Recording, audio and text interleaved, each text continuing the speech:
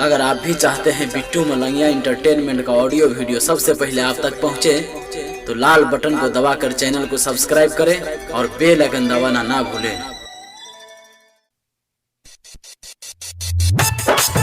अखन अपने सब सुन रहल छी बिट्टू मलंगिया इंटरटेनमेंट के बबुआ digital recording music by DJ Umesh Shukipur बाजार। दुनिया के लोग कहे छो हमारा अब नहीं तू बढ़ा गवैया गे। दुनिया के लोग कहे छो हमारा अब नहीं तू बढ़ा गवैया गे। मैरा देवो छोरा सुन है गे मैया गावल तोहर भजनिया गे।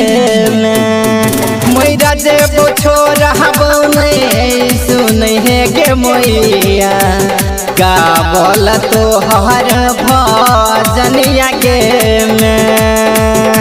अखन अपने सब सुन रहल छी Bittu Malangiya entertainment music by DJ Umesh Shukipur बाजार। सोचल सपन हम धारी है पानी नजर जे फेरबे बनते हमारो कहानी। सोचल सपन हम धारी है पानी नजर जे फेरबे बनते हमारो कहानी। गौआ के लोग उठबै छो अंगुली तोरा दिहा उठलिया गे। मेरा जेबो छोरा सुन है गे मैया गावल तोहर भजनिया गे।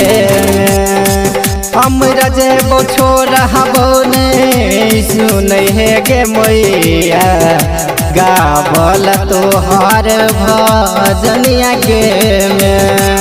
अखन अपने सब सुन रहल छी बिट्टू मलंगिया इंटरटेनमेंट के उमेश शुकीपुर बाजार। तीनों तेरा लोग के छही मैया गे रानी तोरे पछुआ में गे हमारा जिंदगानी।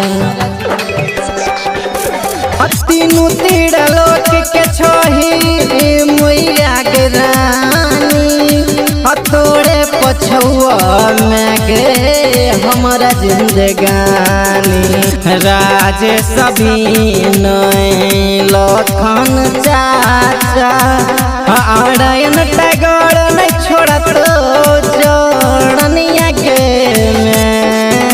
हमरा जेबो छोड़ा सुन है गे मैया गावल तोहर भजनिया गे। हमरा जेबो छोड़ा सुन है गे मैया गावल तोहर भजनिया गे।